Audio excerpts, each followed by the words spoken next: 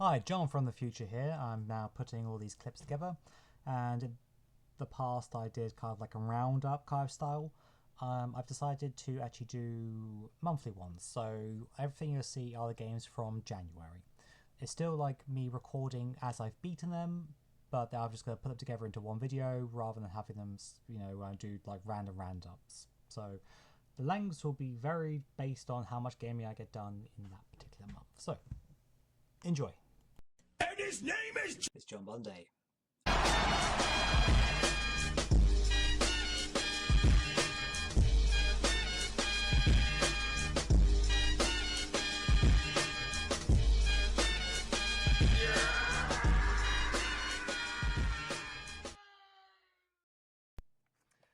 It is Saturday, the 3rd of January, and the very first game of 2026 has been beaten, and it is Deliver Us the Moon on the PC.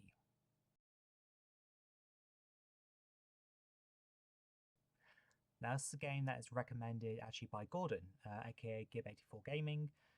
He was talking about it either in the 52 games he's beaten this year or in the best games of the first 25 years.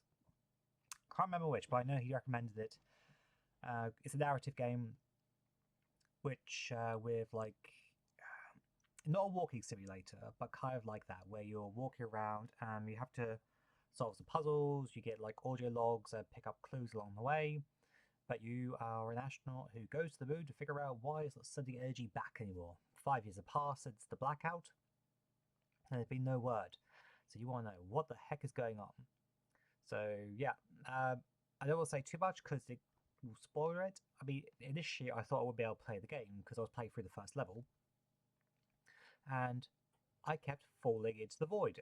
Turned out, even though I was reloading a save, it didn't render part of the level, and I had to actually do a level restart, or I guess restart the game, for it to actually start working properly. And because even though I got past the first point of falling to the void, got to the next bit, it then auto saved a location where you would reload in a place where the level no longer existed. So yeah, that was fun. Yeah, at one point I thought about actually trying to get the game refunded, but no, yeah, I enjoyed the story. I felt the movement controls at times could be a right pain. Like you part of the way through the game, you get the ability to do like use a laser tool to get to open like hatches and things. I feel like for those who played GoldenEye back in the day will know exactly what I'm talking about. And but especially if you have, because if you have to start using reserve oxygen, you get 3 bits. And if you go to like move around your view so that you can be aiming correctly, it could just be seen so slow at times and just so like, oh, come on, move. But then you will overshoot it if you do actually try to go faster. And it's just like, yeah. But yeah, honestly, I think it's definitely worth checking out. I got it on sale for the price I paid for it, which was, I think, like £4 or something. I definitely easily recommend it at that. So, first game of the year done. Woo! It is Sunday, the 4th of January, and game 2 is finished. And it is Sheepy, a short adventure on the PC.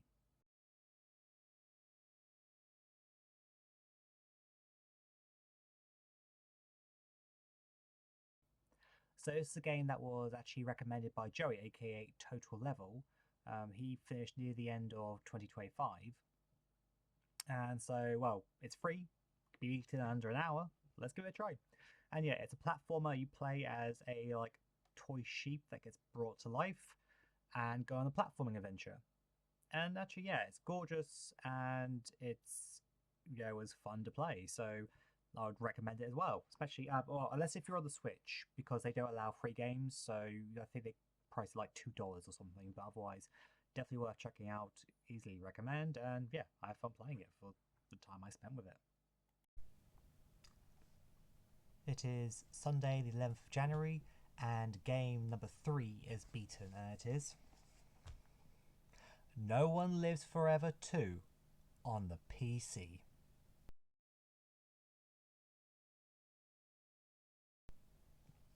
So this is actually one of the 10 game pledges that I talked about in the last 52 games video roundup I did on New Year's Eve. So, for those who don't know, this is made by Monolith, the now defunct studio who make a lot of classic FPSs like Fear or First Encounter Assault Response, something like that. Anyway, so but yeah, they made a lot of classic FPSs, but now got shuttered last year, sadly. So No One Lives Forever, or NOLF, is 2 games which are considered to be absolute classics, but thanks to the various publishers like Sierra, Fox Interactive, who have been bought out by different times, the rights are in right hell.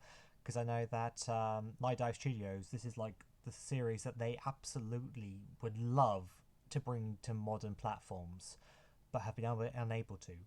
Maybe with the acquisition of Activision by Microsoft, maybe that's now made it a bit easier, but who knows. So I hope one day to see the official release, and I'll pick up if it does. Actually, to be fair, I didn't actually install this to play it because this was made back in like the old XP era, but fans back in the 2009 took the 2 games plus there was a third one which is just kind of like a mission pack.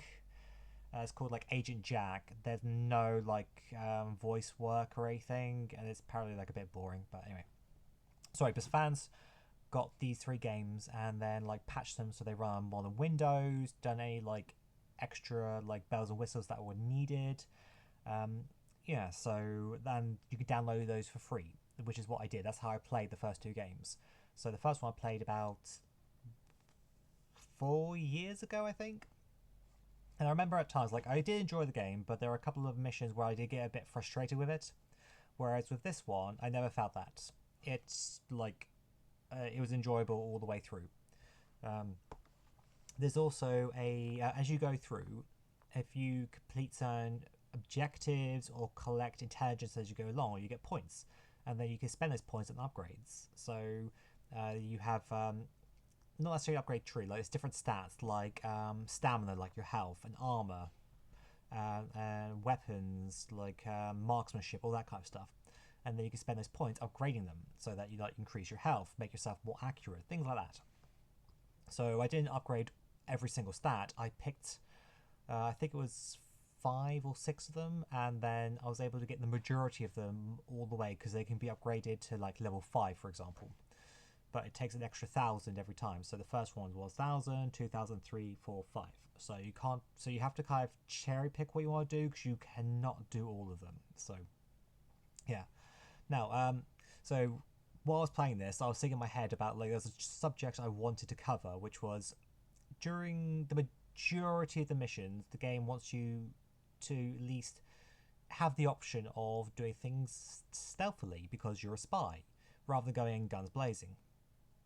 So, but you don't have to do that. Don't be wrong. There's a couple of missions where you have been captured or might not have much in the way of weapons, so they want you to be stealthy, or you can't set off alarms, or if you there's one stage where the local police are after you and you cannot kill them because otherwise that's an automatic failure. So yeah, okay, so I'm going to tell you a story.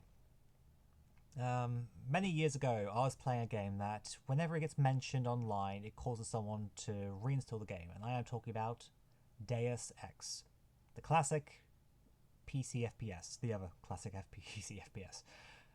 And when I played that, I started the game, and you get a choice of 3 different weapons at the beginning.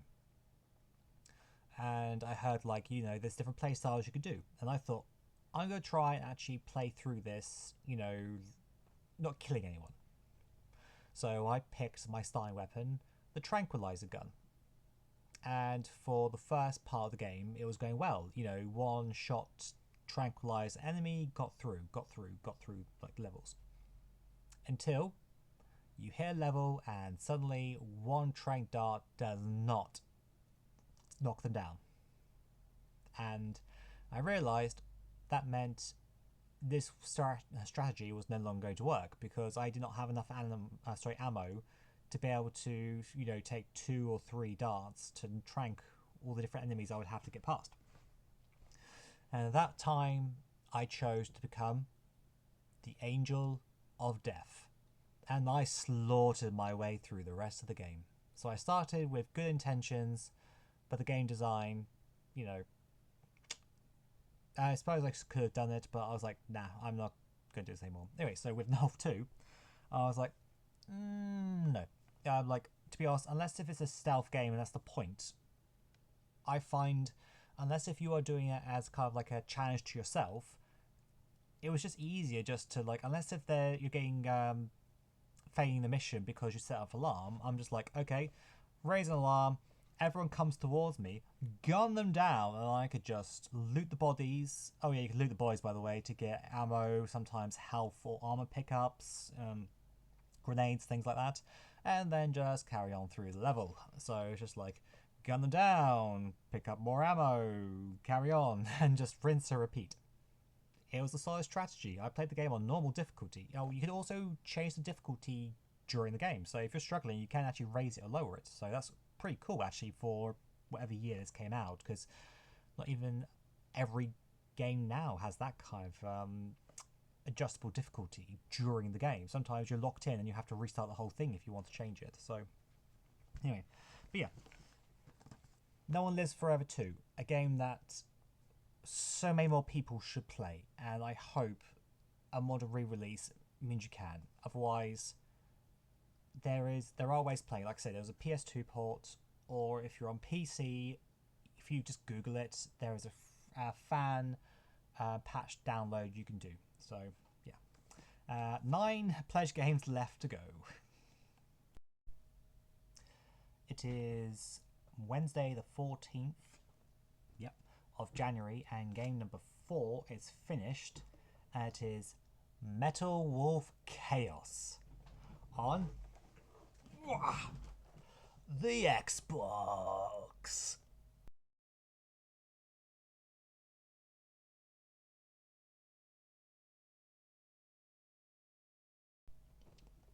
So for those who haven't seen there's a couple of previous videos where I've been covering this, and this is the Bunday box, the custom Xbox made by Hayden, aka Subliminal VCR. So it's all blue and nice and has some games preloaded on there, including Metal Wolf Chaos. So, sorry, let me put this down before I drop it.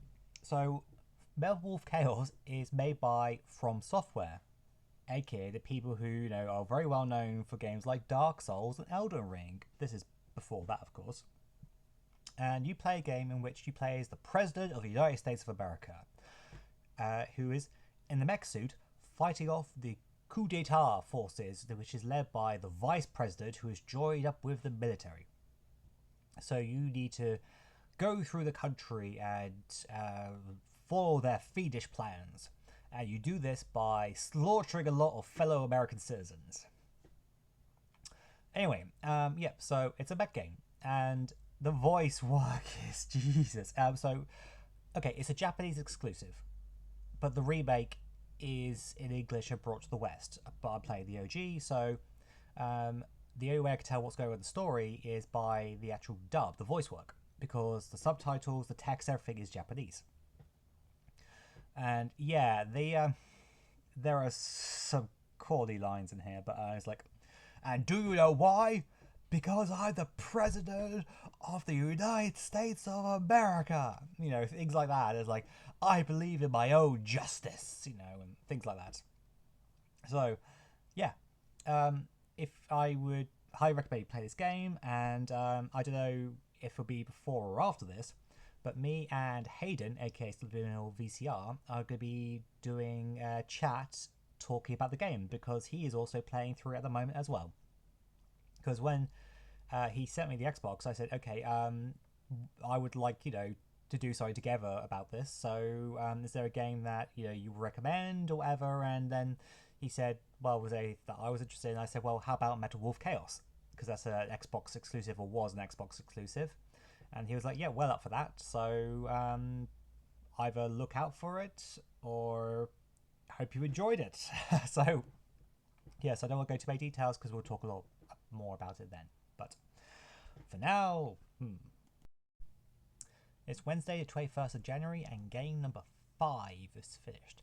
That is The Saboteur on the PC.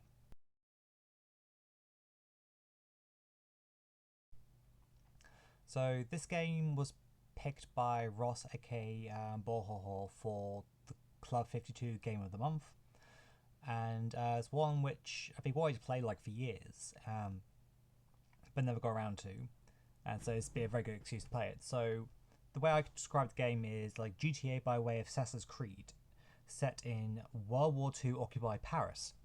So you play as an Irishman called Sean Devlin, who there's a prologue section that's set before the war breaks out, in which you're just a race car driver, but then your friend gets killed, and then the war breaks out, and you want nothing to do with it until you get recruited by the resistance to go and start doing stuff. And yeah, so the reason I say GTA by way of Assassin's Creed is because there's missions on a map, you could drive around and you can steal cars, but you could also climb the buildings, which is really cool. So that there are like enemy sniper nests or like anti-aircraft kind of like platforms and things, and you can kind of like climb up the buildings and then kind of blow them up, because you don't have, it's not called money, it's called contraband, and when you blow these things up, that also adds money to the pot. I never used any of it. Like you can get through the whole game without buying anything. That's what I did. I had like 30 grand of contraband by the end. But I've been hearing from the guys that you can also buy like maps from there, so to show that like white dots of where all the stuff you can blow up is. Because if you want to get a platinum or 1000G, you have to destroy everything. And I know that Ross has been trying to do that, and like he's been at it all day. He's like on 44%, and I'm just like, geez, that's a lot. So of stuff to do. But yeah, definitely recommend this game. I feel like they might have been trying to set it up for a sequel, because it ends with like, I'm just getting started. But this was 2009, and there never was a sequel, sadly. But I'm guessing like what other cities would work as well, unless there's more kind of like countryside stuff. But I don't know. But anyway. Saboteur, I don't know if this video will come out before or after we do the live stream, but we would have talked about it then. But yeah. Oh, also, I meant to say in the previous game bit, but when I misspoke when I talked about No One Lives Forever 2, the second game was not on the PS2, only the first game. I thought the second was, but it's not, so apologies about that. It is Thursday the 26th. Thursday 22nd of January, and game number 6 has been finished. And it is a normal lost phone on the PC.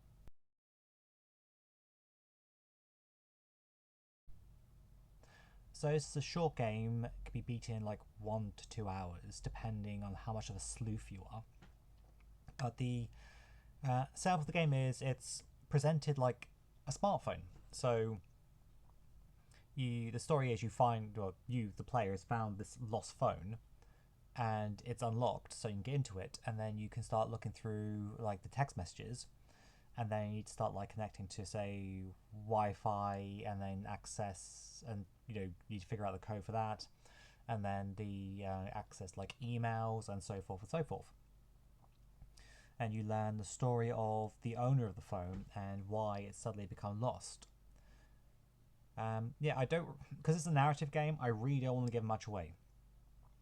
When you watch this, you might not even be able to buy it anymore. The company who made it have like closed, and so the games have been delisted. So because they were put on like a file sale, I thought they were cheap. I thought I'd give them a try because people were recommending them. So, but yeah, the game deals with things of like sexual orientation and gender identity, so it's that style game. So just let you know up front that those kind of themes are in the game itself. I enjoyed it, and I think it's worth experiencing. So a nice short one after like blowing up loads of stuff in World War II occupied Paris. It is Friday 23rd of January, endgame number 7 is beaten, and it is Holy Magic Century, aka Quest 64, for the N64.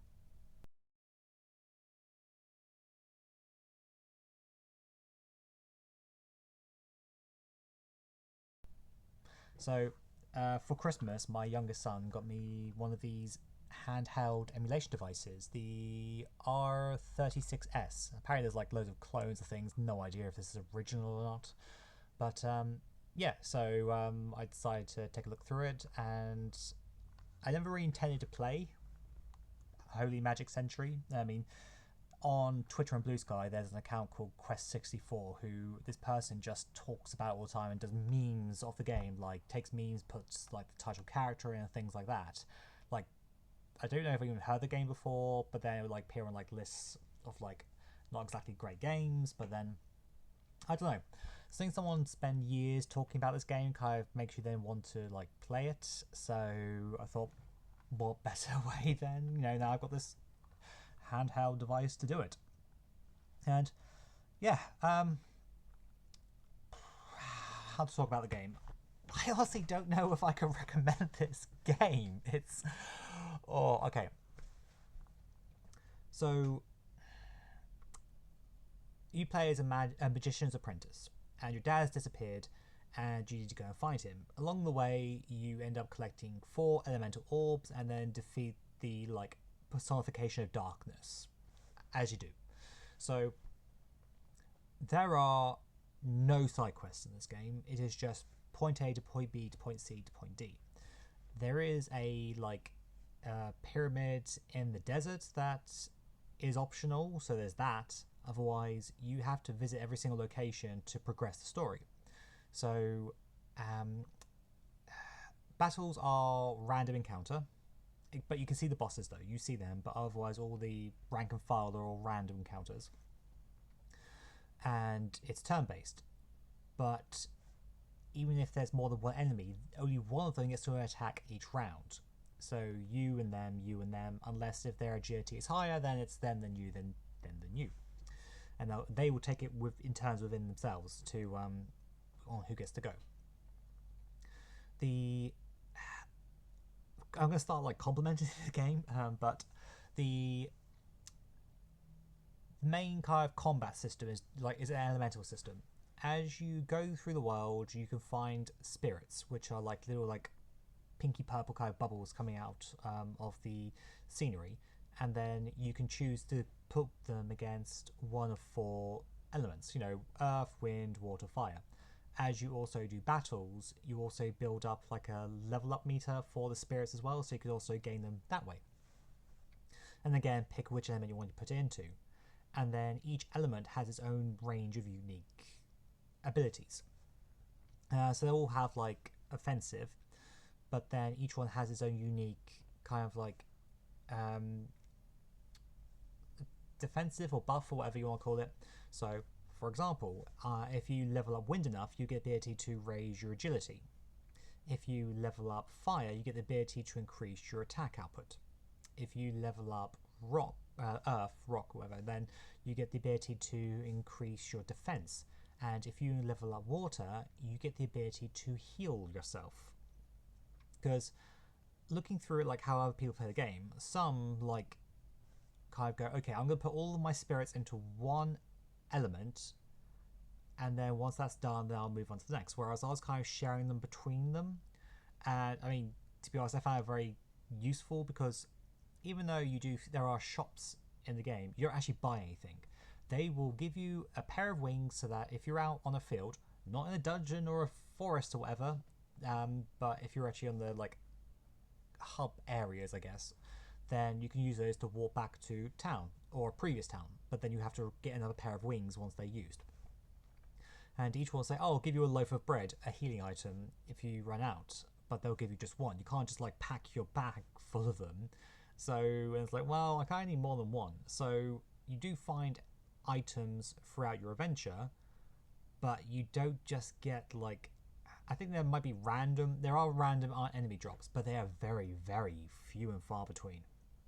So you kind of have to spend time grinding because you cannot waste loads of items on the rank and file enemies.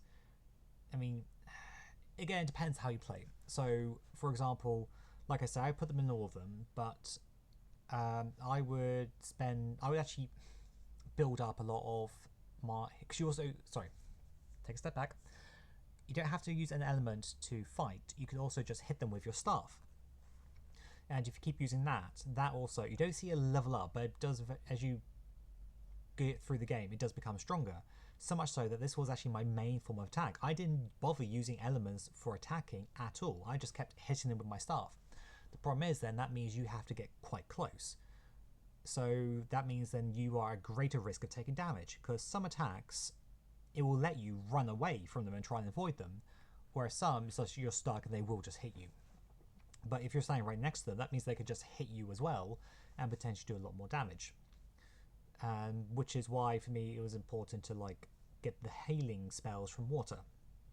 When they're at the beginning of the game, the enemies don't hit you too hard, so you can kind of like just tank it and then go into town, heal up after a few fights, go back out, so forth, until you've raised elements enough to that you're happy, or your health, because your like each stat has its own level up. So it's not you go to level 2 and everything goes up by 1. It's like, oh, you've been hit so many times, so your health and defense increases. Like, yeah, your HP like will increase during fights as enemies get defeated. Yeah. So yeah, sorry. The point I was trying to say before was that with Under the Earth element, you'll eventually get an ability called Magic Barrier. This hangs around for 4 or 5 rounds. I think it might be slightly tied. I don't know if it's like a round limit or if it's like how much damage you take limit, because it will usually disappear once you've ended your turn. Not the very next turn, but as in like eventually when you do your attack, it will be gone and you'll be open to attack from the enemy. But this Magic Barrier is one of the most important spells in the game because all of the bosses use magic attacks. So a Magic Barrier completely negates magic attacks. So for the last 3 bosses of the game, it's Magic Barrier, go in and start hitting them. And if you've got your health high enough and also got like the healing ability, you can then just go Magic Barrier, attack, attack, attack, then barrier will disappear. You'll get hit unless if they miss. Magic Barrier. Also, Magic Barrier can miss as well, by the way, so you might not get. So you can't just let your health go all the way to near the bottom, because if that misses, you'll die. Anyway, so Magic Barrier, then heal yourself, and then attack, Magic Barrier, and so forth, and then just rinse and repeat. And that strategy got me through the last several bosses, including the very last boss. So I just kept tanking the damage, you know, Magic Barrier, then like, because I, okay, let me, if you don't mind waiting a moment, I'll show you what I got. But yeah, so it's, because you can get, each element will get to the highest of 50. Apparently you can get 200 spirits throughout the game, which is 100 through fights and 100 that you can find through it. So if you do decide to play this, I would definitely recommend using like maps. Oh, sorry. But yeah, so I would definitely recommend using maps of of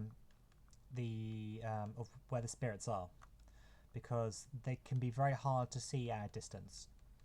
So, and because that boss fight strategy was so effective for the last few areas, I just, you know, because you can escape fights, there's like a ring around the area, and if you go out of that ring, you can choose to escape. That's what I did, because just to get through those far areas, because I was just like, I don't want to waste time just fighting where I think I'm strong enough. So here we go. Oh god, okay, early magic sentry, there we go. Okay, so you can see, come on, let's get a good angle here. Sorry, I thought this would be a good idea, but maybe not. And that's okay, fine, it's not gonna work. So I had 321 HP, MP 49. Oh, if you hit rather than use a spell, you'll earn back MP. When you walk around outside of fights, you earn MP, so that's quite handy. I had 26 fire, 37 earth, 50 water. Like, I put that straight to the top because not immediately. That wasn't the first thing I did, like I say. But once I got enough of the other abilities that I was happy, I just put everything into water so that I could have better healing. And 26 for wind. So yeah, and time 12 hours 31 minutes, and that was spread across 38 days. When I say that's not for me 38 days, because if you rest, the clock moves forward in that game. So, but yeah, so if you want to exit, sorry, yeah, so turn that off now. But yeah, sorry, this is a very long one, but yeah, like I say, I don't know if I can recommend it. I feel like I finished an epic quest beating this game, but I also don't know if I can recommend that you play it. It's an odd one, but it is Tuesday, January 28th, and game number 8 is finished, and it is My Friendly Little Island on the Game Boy Color.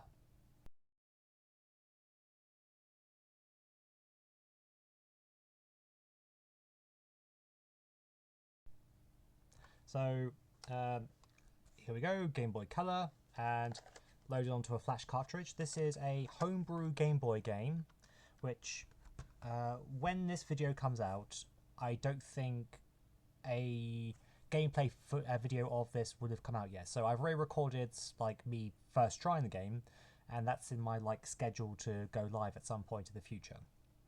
So yeah, keep an eye out if you're curious what the game is like, and there'll also be a link to the itch.io page. So the idea is that you live on this like tropical island, and then people start visiting it, and they do ask like, can they come and stay once you've done like found something for them? And you can say yes or no. I mean, I just said yes. I don't know what happens if you say no, but yeah, it's not a long game. It took me less than an hour. Be aware though that after you see the credits, there is a bit more to do. Not loads, but there is like ability to go to like another small island to go and do something. I'll give you a hint, because to activate like the thing in the temple of the second island, you need to climb up to clouds on the first island. That's a huge hint, but if you want to play the game, that will hopefully make sense. But yeah, I say it was made, I think, originally for a game jam, and then was expanded upon. It's, I think, name your own price. So it's, you know, I threw a couple of quid, you know, away, you know, and I enjoyed it. It's I like playing these homebrew Game Boy games. If you've checked out like my old Club 52 videos, they always get sprinkled with these, and I've got loads more to play. I'm trying to not play loads in a row, because otherwise it's just going to be like, oh, I'm smashing through the 52 challenge because I've done like 10 homebrew games in one go. It's just like, maybe I should just sprinkle them a bit more. But yeah, okay, that might be the last one for January, and in case if not, I'll say now, I've decided that I will try and make these a monthly video rather than doing like a random roundup. I tried to round up when I had, you know, enough footage to warrant a video and not make them too long, whereas this will probably be long because of the previous game. So we'll see. It is Thursday the 29th of January, and game number 9 is finished. It is 8-Bit Adventures 1, The Forgotten Journey, on the PC.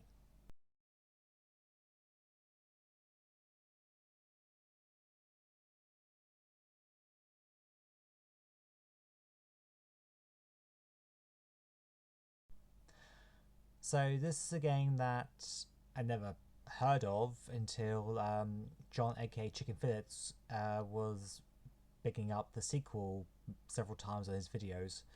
Apparently that's quite like a big upgrade over the first game, but me being me, I wanted to play the original before trying out the sequel, so I got the first one on sale. And yeah, okay, so yeah, it's a modern 8-bit JRPG, so made with RPG Maker. So it's not got that many, you know, much of the way of like, you know, bells and whistles. It's charming, I have fun with it, and there's quite a lot of nods. I don't want to spoil them, so I won't say too much. But it is like an 8-bit style game. So if you're looking for like a more modern kind of, 3D RPG, this is not for you. This is top down 2D, like there's no animation in the battles. So yeah, but I still enjoyed it. I beat it in about 10.5 hours. So I think it's worth trying out. I don't really want to say more than that because I feel like I'll spoil bits of it. Yeah, if you enjoyed like the classic like Final Fantasy and Dragon Quest games, I think there's a lot here that you will enjoy. And at some point, I'll play the second one because apparently that one's a lot better than this. So that's a good thing. Right.